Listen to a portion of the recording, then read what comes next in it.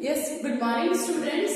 आज हम पढ़ेंगे, हमारा चैप्टर नया स्टार्ट कर रहे हैं। हमारा 8 चैप्टर है जो कि है कंपेयरिंग क्वांटिटीज, राशियों की तुलना। हमारे कंपेयरिंग क्वांटिटीज मतलब हमारे पास कंपेयर करना है कोई दो राशियों को, मतलब एक दूसरे से तुलना करनी है। अगर हम ये कहते हैं कि हमारे जीवन में जितने भी हमारे पास जो भी बोलते हैं कि हमारा कंपैरिजन होता है, तो हमारे राशियों का कंपैरिजन होता है कि अगर हम स्कूल से घर या घर से स्कूल जाते हैं तो हम कितने किलोमीटर प्रति मिनट या प्रति सेकंड आपको चलते हैं, आपको ये आप उसमें कैलकुलेट करते हैं कि आपको कितना टाइम लगा है। आप यहाँ से घर जाते हैं तो आपको कितना टाइम लगेगा।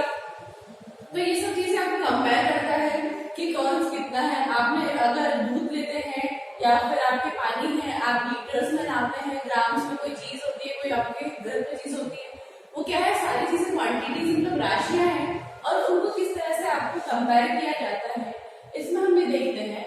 पर हमें पहली बात तो ये है कि हमारे पास जो भी राशि होगी तो हमेशा ऐसा होना चाहिए कि हमारे पास अगर एक राशि अगर लीटर में है तो दूसरी भी आपकी लीटर्स में होनी चाहिए। वो आप दूसरे उसमें नहीं नाप सकते हो। अगर किलो में है या फिर आपको किसी और में है तो आप उसको कंपेयर करें, उसको आपको पहले तो उसमें कन्वर्ट करना पड़ेगा, बदलना पड़ेगा लीटर से मिलीलीटर में या फिर मिलीलीटर से सेंटीमीटर में।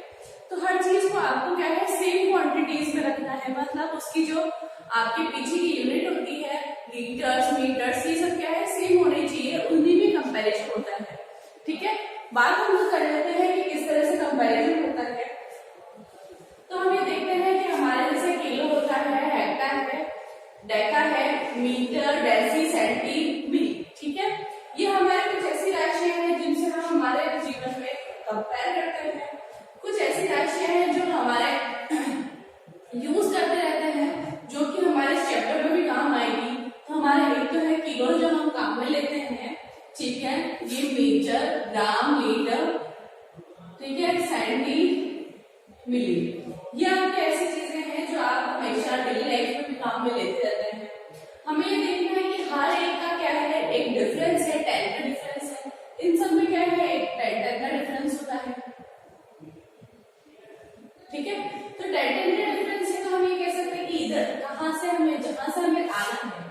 ठीक है, अगर मैं ये कहती हूँ कि मुझे किसी किलो से हमें मीटर तक आना है, तो क्या है, इसका एक डिफरेंस 10 और यहां से आने में 10, तो 1 किलो समथिंग अगर मैं ग्राम में चेंज करूं तो 1000 आ जाएगा ग्राम। क्यों? क्योंकि देखिए यहाँ पे इसका डिफरेंस है कि 10, इसमें इसका डिफरेंस 10, फिर इसमें डेका में और आपके मीटर में डिफरेंस है 10, तो इन सबको कितना हो गया, 10 1000 हो गया।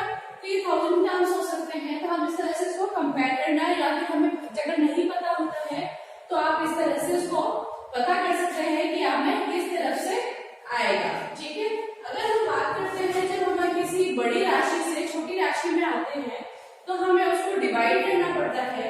अगर मैं कहूं कि किलोमीटर से हमें मीटर में आना है, ठीक है, अगर मैं कहूं 1 किलोमीटर, सॉरी,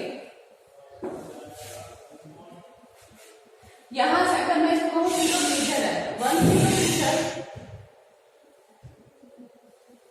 को अगर हमें चेंज करना है मीटर के अंदर,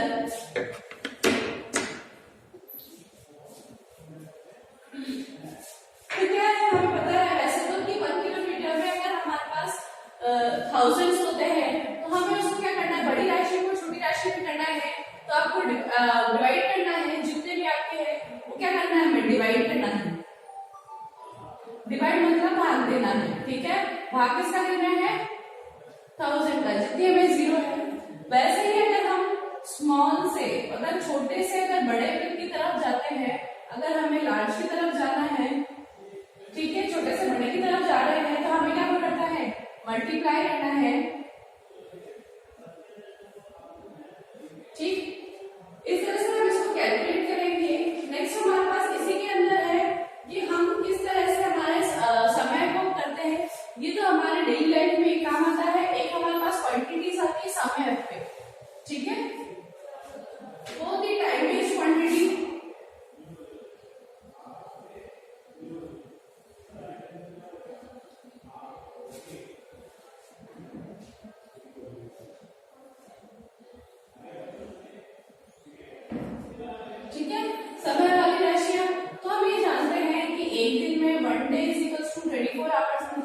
घंटे होते हैं, ठीक है।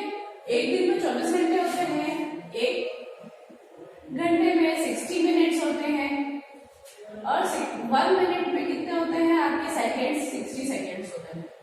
तो ये होता है आपके टाइम बेस्ड क्वांटिटी। अगर हम कहा जाए कि अगर मैं कहूँ कि एक दिन में आपके कितने मिनट होते हैं, तो आप क्या करेंगे, एक 24, अगर मैं पूछूं अगर 1 डे के अंदर कितने मिनट्स हैं, आपको मिनट पता करना है, तो क्या करना है, पहले तो आपको 24, एक दिन में कितने घंटे होते हैं, 24 होता है आवर्स, और एक आवर में कितना होता है, एक आवर्स में 60 मिनट्स होते हैं। तो अगर मैं 24 को 60 से मल्टीप्लाई कर दूं तो आपके क्या है, 1 डे के मिनट्स आ जाएंगे। इसी तरह से हम इसको कन्वर्जन देख सकते हैं कि 1 डे के अंदर कितनी मिनट्स होती है, या फिर हम वीक में क्या हो सकता है, वीक का बता सकते हैं हम, एक वीक में 7 दिन होते हैं, तो 7 को फिर मल्टीप्लाई 24 मल्टीप्लाई 60, ठीक है। इस तरह से ये आपकी होती है टाइम बेस्ड क्वांटिटी। नेक्स्ट होती है हमारी एक छोटी सी होती है जो हमारे पास मनी बेस्ड क्वांटिटी होती है। मनी के ऊपर पूछा जाता है क्वेश्चन, मतलब हमारे पास जो पैसे होते हैं, तो 1 रुपीज हमारे पास 100 पैसा है, ये आपको याद रखना है, ठीक है। तो 1 रुपीज इसको 100 पैसा है। अगर हमारे पास 20 रुपीज हो तो उसको हम पैसे में कन्वर्ट कर सकते हैं इंटू 20 करके। इसी तरह से हमारे क्वांटिटीज है, हमारे बेस पे है, टाइम बेस्ड है और मनी बेस्ड है। ये सब आपको क्वांटिटीज एक दूसरे में कन्वर्ट करने के लिए आपके क्वेश्चंस आएंगे। जैसे अगर मैं कहूँ कि एग्जांपल्स अगर हम ले लेते हैं कुछ,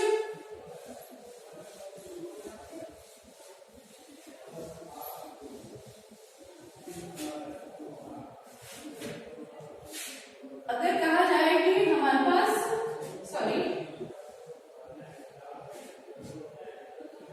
एग्जाम्पल ले लेंगे, अगर हमारे पास 10 पेन्स की कीमत हमारे पास 240 है, ठीक है, तो हमारे पास 15 पेन की कितनी होगी, ये कैलकुलेट करना हमें थोड़ा मुश्किल होता है, ठीक है, क्योंकि हमें 10 पेन की कीमत 240 बता रखी है और 15 पेन की कीमत क्या होगी, तो हमें उसको कैलकुलेट करने में टाइम लगेगा। तो हमें जब भी ऐसा कुछ दिया हुआ है कि एक से ज्यादा चीजों की हमें कीमत पता है, तो हम क्या करेंगे, एक चीज की कीमत पता करेंगे। तो मैं इससे क्या है 1 पेन की कीमत पता कर सकती हूँ, 1 पेन इज इक्वल्स टू 240, ये जो हमारा राशि है, और ये जो चीज है हमारे पास, ये जितने पेन की कीमत है इससे डिवाइड कर दो, मतलब 10 पेन की कीमत आ गई, ठीक है। तो 1 पेन की कीमत कितनी हो जाएगी, 0 से 0 क्रॉस हो गया, और ये क्या है हमारे पास 24, ठीक है। अब आपके पास एक पेन की कीमत है तो 15 पेन को निकाल सकते हैं, तो कैसे निकालेंगे, 15 पेन के लिए क्या करना पड़ेगा, क्योंकि एक पेन के लिए 24 है और 15 पेन के लिए 24 से मल्टीप्लाई कर दो, ठीक है। तो ये आपका आंसर आ जाएगा। हमेशा इसी तरह से होगा कि आपको एक चीज की कीमत निकालनी है। नेक्स्ट हम बात करते हैं हमारा इसके अंदर प्रतिशत, मतलब हमारे पास है परसेंटेज के बारे में। परसेंटेज को किस तरह से डिफाइन करते हैं,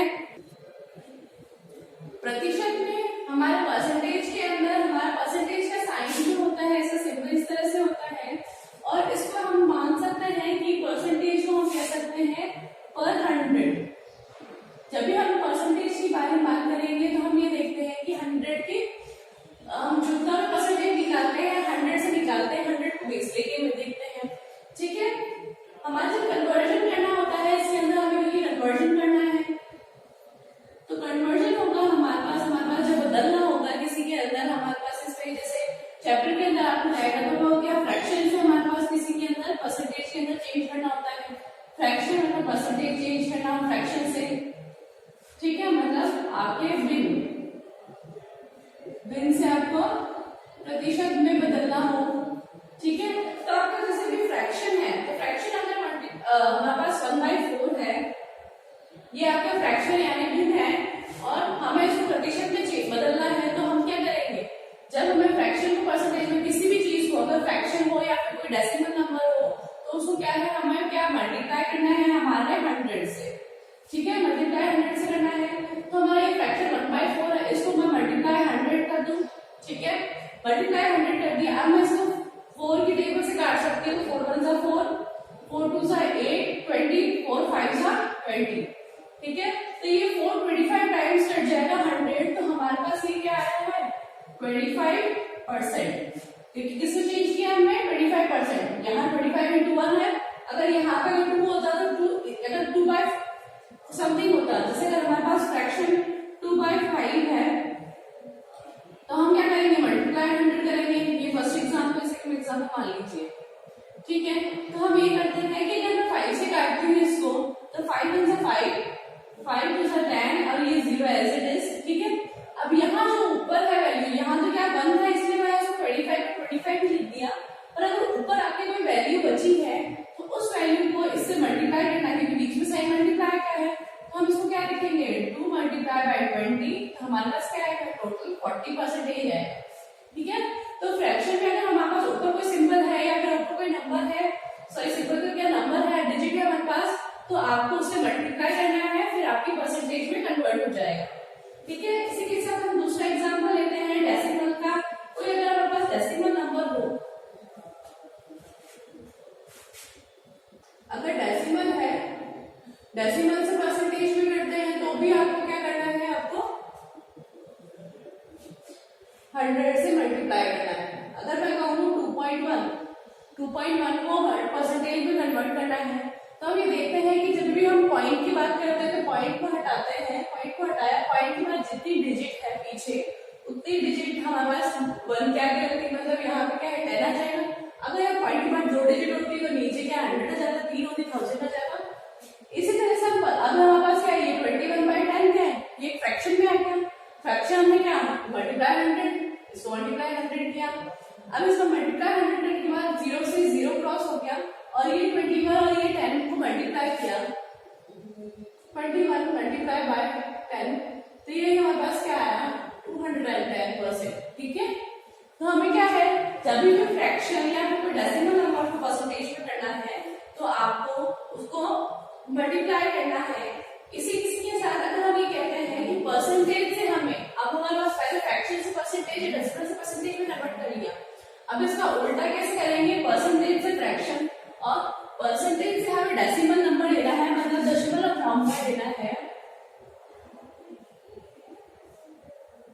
ठीक है। तो आपको वो किस तरह से होगा,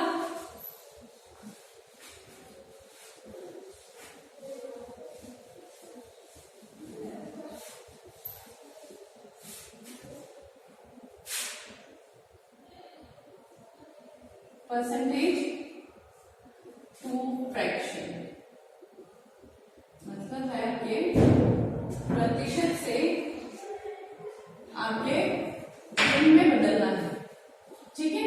तो प्रतिशत से भिन्न बदलने के लिए हम क्या करेंगे, डिवाइड बाय 100 करेंगे। उसमें क्या किया था हमने, जब किसी फ्रैक्शन या डेसिमल नंबर को करना था तो मल्टीप्लाई 100 करना था, यहाँ पे क्या करेंगे, हम इसको डिवाइड करेंगे, डिवाइड में क्या 100, ठीक है। तो अगर हम ये मानते हैं कि एग्जाम्पल ले लेते हैं 20% को अगर हमें चेंज करना है, ठीक है, 20% को अगर हमें फ्रैक्शन में चेंज करना है तो हम क्या करेंगे, डिवाइड 100 करेंगे। तो इसको मैं इस तरह से लिख सकती हूँ 20/100, क्योंकि परसेंटेज का साइन हटाते क्या आ जाएगा, बस 20/100 आ जाएगा, ठीक है। 0 से 0 क्रॉस किया, 2 1 सा 2 5 सा, अब हमारे पास ऊपर क्या रह गया, सब बच्चे गलती करते हैं कि हमारे पास 5 रह गया तो उसको 5 लिख दे, 5 नहीं लिखना है, आप 5 लिख दोगे तो ये गलत है, 5% नहीं है हमारे पास, तो हमारे पास फ्रैक्शन में आएगा 1/5, क्योंकि ऊपर भी हमारे पास 1 बचा है ना, इसलिए क्या है 1/5 आया है, तो ये हमारे क्या है फ्रैक्शन में कन्वर्ट हो गया। अब इसी को हम डेसिमल में चेंज कर सकते हैं, क्योंकि फ्रैक्शन के बाद ही तो डेसिमल आता है। अब इसको हम डेसिमल में चेंज करते हैं तो क्या होता है, हमारे पास जो ऊपर होता है हमारे पास वो अंदर आता है, और यहाँ 5 मतलब बाहर की तरफ, तो हम अगर 5 की टेबल से अगर हम ये मानते हैं कि हम क्रॉस करके देखें तो ये हमारे पास क्या आएगा, ठीक है।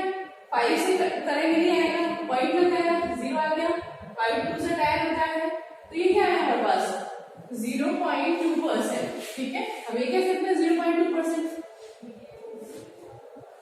या फिर आप इजी तरीका बताओ आपको परसेंटेज का, अगर किसी चीज को परसेंटेज में अगर हमारे पास सिर्फ ऐसे 20% दे रखा है, इसके आगे हमें कुछ नहीं दे रखा है, तो सीधा आपको क्या करना है, 20% को 100 से डिवाइड करा, 1 2 डिजिट 2 रूट 0 है तो 1 2 टू डिजिट में पॉइंट लग जाएगा, देखा 0.20 आ रहा है ये वाली चीज, ठीक है। तो ये हमारे पास इस तरह से होता है, और हमारे क्वेश्चन इस तरह से नहीं आएंगे। क्वेश्चन हमारे किस तरह से आएंगे वो देखते हैं कि हमारे पास कोई भी अगर क्वेश्चन ले लेते हैं, जैसे 20% ऑफ 750 लीजिए, ठीक है। 750 का हमें 20% निकालना है। अब कभी हम जैसे लोन लेते हैं या फिर परसेंटेज की बात आती है कि हम उसको परसेंटेज पे हम लोन देते हैं या फिर उधार देते हैं, उस चीज से भी हम ला सकते हैं। किसी चीज का परसेंटेज निकालना हो, क्योंकि हमारे जब परसेंटेज भी आते हैं तो हम देखते हैं कि हमारे जो मार्क्स होते हैं ना वो भी हम परसेंटेज में निकालते हैं, क्योंकि अभी कितने परसेंट मार्क्स आए हैं यही पूछते हैं कि कितने में से कितने आए ये नहीं पूछते, ठीक है। तो इसका 20% अगर हमारे पास, अगर हमें पता हो कि हमारे पास हमारे को अगर परसेंटेज दे रखे हैं, अगर आपके 80% मार्क्स आए हैं, ठीक है, 80% मार्क्स आपके आए हैं या 20% मार्क्स आपके आए हैं, तो आप ये कैलकुलेट कैसे करेंगे कि आपको कितने मार्क्स मिले, ठीक है।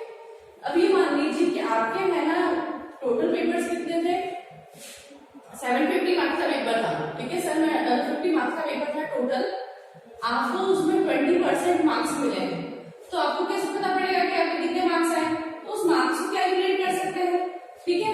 या फिर हम कह सकते हैं कि मैं इस चीज का इतना प्रतिशत लूंगा, कमीशन होता है कभी कभी, ठीक है। हम बात करते हैं आपके पॉइंट ऑफ व्यू से, हम क्योंकि हमारा एग्जाम हो गया, हमारे पास इतने नंबर टोटल थे और मुझे सिर्फ 20% मिले हैं, तो नंबर कितने आए हैं ये पता नहीं है, तो क्या करूंगी 20 को परसेंट है तो क्या करूंगी डिवाइड बाय 100 करूंगी, ऑफ का मतलब आपको पता है, ऑफ का मतलब हमारे पास मल्टीप्लाई मतलब का, ये इसको इस तरह से लिख सकते हैं 750 का 20%, ठीक है। तो इसका मतलब ऑफ का मतलब क्या है मल्टीप्लाई, और यहाँ पे क्या है आपका 750, ठीक है। आपको इसको सॉल्व करना है, 0 से 0 प्लस कर दिया, 2 1 जा 2 5 जा 10, ठीक है, 5 1 जा 5 5 1 जा 5 2 उधर से लग गया है 5 और ये 50, ठीक है। तो ये हमारे पास क्या आ गया 150, तो आपके मार्क्स कितने आए हैं, ये 150 मार्क्स आपके आए हैं 750 में, ठीक है। तो हम ये निकाल सकते हैं कि 750 का 20% कितना हुआ 150, ठीक है। ये हमारा कन्वर्जन आपकी बुक में इस तरह से आएंगे, ठीक है।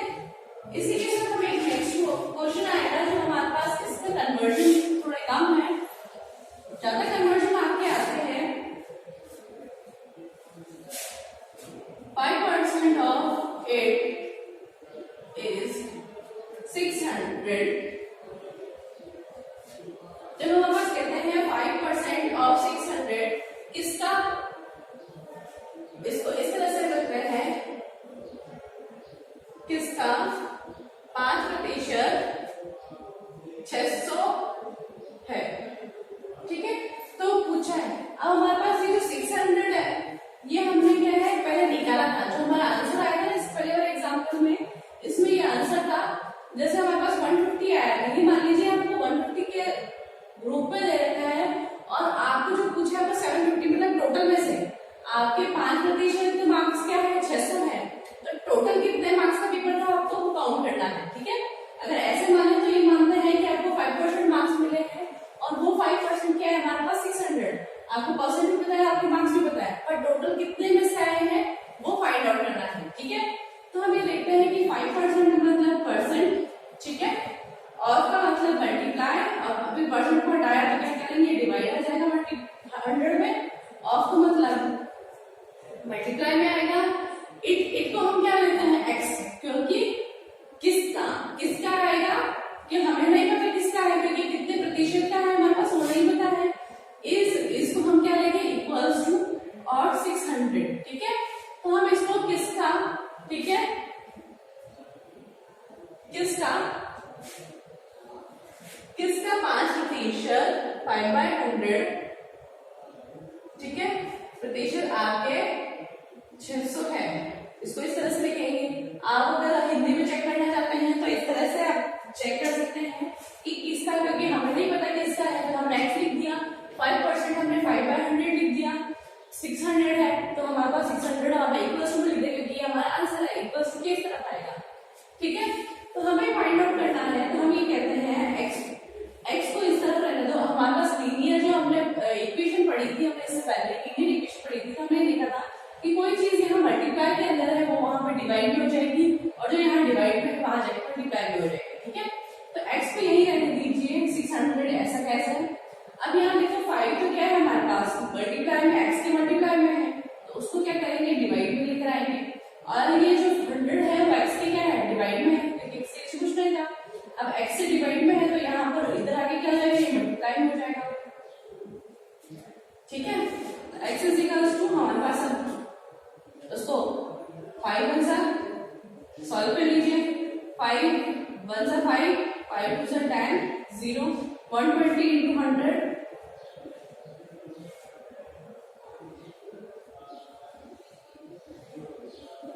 तो यहाँ पास क्या है 12,000 में से आपके 600 मार्क्स आए, ऐसे मान लीजिए।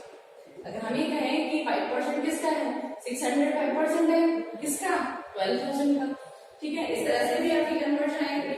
नेक्स्ट हम बात करते हैं रेशियो टू परसेंटेज, कैसे हमारे पास रेशियो से मतलब आपके हमारे कहते हैं कि हमारे अनुपात से हमारे प्रतिशत में कैसे चेंज करेंगे, कि अनुपात हमारे पास जो दे रखा होगा, अनुपात से आपको इसमें परसेंटेज मतलब प्रतिशत में चेंज करना है, प्रतिशत में बदलना है, तो कैसे देंगे, ठीक है। तो अब तक हम अनुपात कहेंगे 3 अनुपात 1, आपके 3 और 1 अनुपात में दे रखा है, तो इसको हम प्रतिशत में कैसे बदलेंगे। हम कहते हैं कि हमारे पास इसको चेंज करना है तो परसेंटेज में क्या लिखेंगे 3, जिस अनुपात को लिखना है उसमें को, और फिर इसके डिवाइड में क्या आता है इन दोनों का योग, मतलब 3 + 1 4, ठीक है 4। फिर हमारे पास परसेंटेज में चेंज करना है, किसी भी चीज को परसेंटेज में चेंज करने के लिए मैंने कहा था कि 100 से मल्टीप्लाई करते हैं, तो मल्टीप्लाई बाय 100, ठीक है। अगर 1 का हम इसी तरह से अगर हम परसेंटेज निकालेंगे तो क्या आएगा 1/4, क्योंकि 4 क्या आएगा 1 + 3 4, मल्टीप्लाई 100 एज इट इज, जैसा कि हमने प्रतिशत में चेंज करने के लिए करते हैं। तो ये क्या आएगा 4 1 सा 4 25 सा, तो 3 into 25, ठीक है। ये क्या आया 4 1 सा 4 4 25, 25 into 1 25, ये क्या आ गया हमारे पास 75% आ गया, और ये हमारे पास आ गया 25%। अगर आपको रीचेक करना है तो देखिए 75 + 25 कितना हो गया 100% है, क्योंकि दोनों का रेशियो कितना दोनों का रेशियो है, और टोटल परसेंटेज कितनी होगी हम कितना मान के चलते हैं 100 मान के चलते हैं।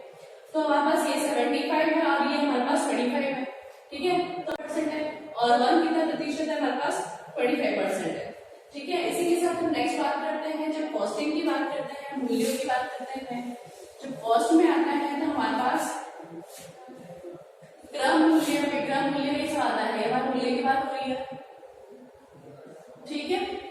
तो हमारे पास आता है कॉस्ट प्राइस, कॉस्ट प्राइस मतलब सीपी, जिसे हम सीपी से कहेंगे, किसी क्वेश्चन में आपको उसको सीपी कहा गया है, ठीक है। ये हमारा क्या होता है क्रम मूल्य होता है, क्रम मूल्य होता है जिसके अंदर मैंने कोई चीज खरीदी है। अगर मैं कोई चीज बेच रही हूँ तो मैंने उस बेचने के लिए पहले मुझे उसको खरीदना पड़ेगा, या फिर हो सकता है कि मैंने उसे बनाया है तो उसको बनाने में मुझे कितना प्राइस पड़ गया है, उस पूरी चीज को बनाया तो कितना प्राइस मुझे पड़ गया, या फिर अगर मैंने कोई चीज खरीदी है तो मैंने उसको कितने में खरीदा है, ठीक है। तो मैंने उसको क्या करा परचेस करा था, परचेस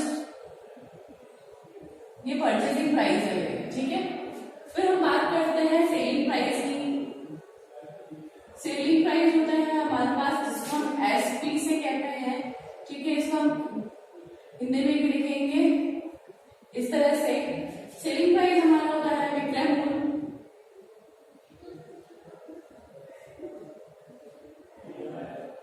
विक्रय मूल्य है हमारे पास, ठीक है। तो हम इसको इस तरह से लिखेंगे। तो विक्रय मूल्य होता है सेलिंग प्राइस। अगर मैंने कोई चीज खरीदी है, अगर मैंने 15 की खरीदी है और मैं उसको 20 में बेच रही हूँ, तो 20 में जो बेचा है मैंने बेचा सेल प्राइस है, ठीक है, विक्रय मूल्य है। तो मेरे पास क्या है सेल प्राइस, जो मैंने बेचा है उस प्राइस में, ठीक है। तो सेल प्राइस होती है। नेक्स्ट इसी के अंदर बात करते हैं हम प्रॉफिट और लॉस। लॉस मतलब हमारे पास हानि कितनी हुई है और हमारे पास प्रॉफिट, ठीक है। तो हमारे पास जब भी लॉस होता है तो उसके अंदर प्राइस है, जो हमारा क्रय मूल्य है, क्रय मूल्य अगर मैंने खरीदा ज्यादा में है और उसको बेच दिया कम में, खरीदा ज्यादा में, ठीक है, और हमने उसको बेच दिया हमारे पास कम में, ठीक है, तो हमारे पास ये क्रय मूल्य ज्यादा है हमारे विक्रय मूल्य से, तो क्या होगा, हमारे पास लॉस होगा, मतलब हानि होगी, ठीक है, क्योंकि हमने ज्यादा में तो अपन ने खरीदा था, और अगर मैंने 20 में खरीदा 15 में बेच दिया तो मुझे 5 रुपए का नुकसान हो गया, इसी तरह से, ठीक है। अब हानि के बाद हमारे पास लाभ होता है, लाभ में क्या होता है हमारे पास, अगर मैंने 15 की खरीद दिया 20 में बेच दिया तो 5 रुपए का, या फिर मैंने अगर 50 की खरीदी और 100 में बेच दिया तो मेरे पास क्या है 50 का फायदा हुआ, तो सेलिंग प्राइस इसके अंदर ज्यादा होती है, और सीपी हमारे पास इसके अंदर क्या है, कम होता है सेलिंग प्राइस से, क्रय मूल्य हमारे पास छोटा होता है विक्रय मूल्य से,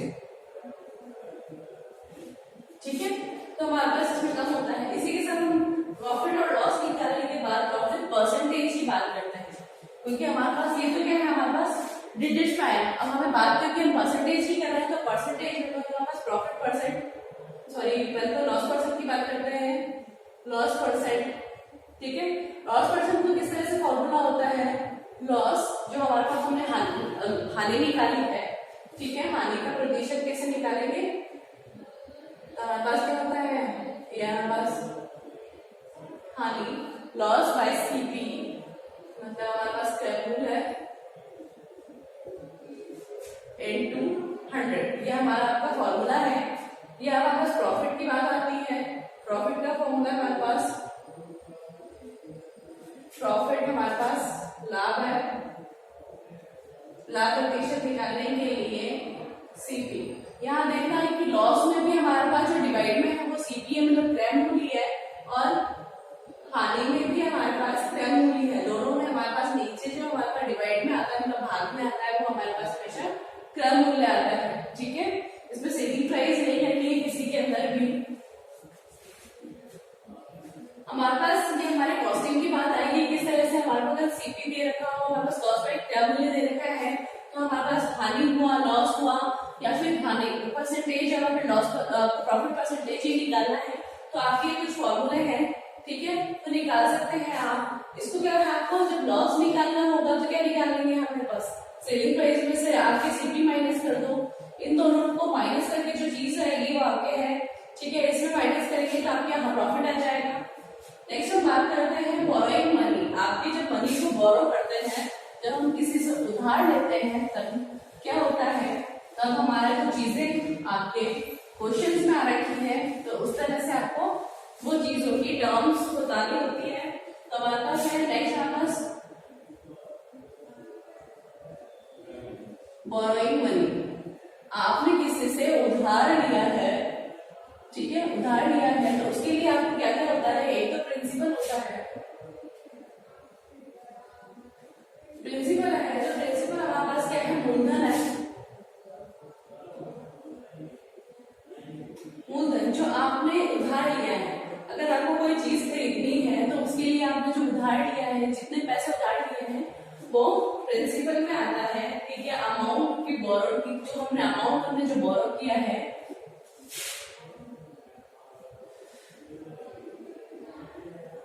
बोरो क्या है, जो उधार लिया है, जैसे मैंने कहा कि मैंने 20,000 उधार लिए, ठीक है। फिर बात करते हैं हम इसके साथ, नेक्स्ट हमारे पास होता है इंटरेस्ट, इंटरेस्ट मतलब हमारे पास ब्याज,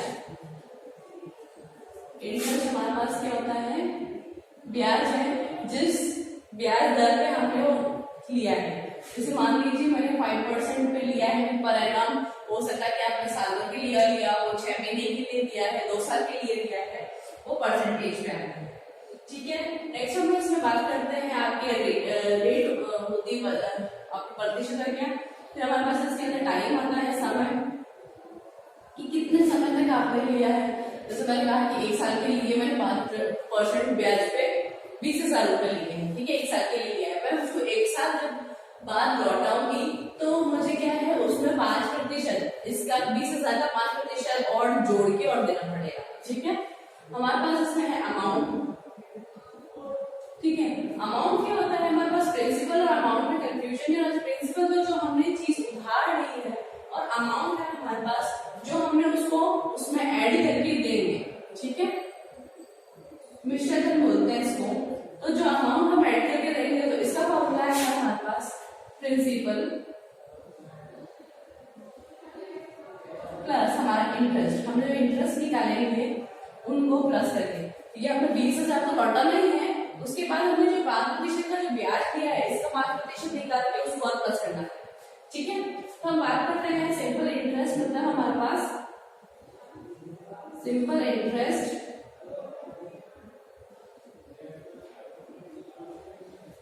इंटरेस्ट का फॉर्मूला हमारे पास है P into R into T, principal, rate और टाइम बाय 100। तो हमारे पास ये क्या है, ये हमारे पास प्रिंसिपल, ये हमारे पास जो इंटरेस्ट होता है रेट, टाइम हमारे पास टी, ठीक है।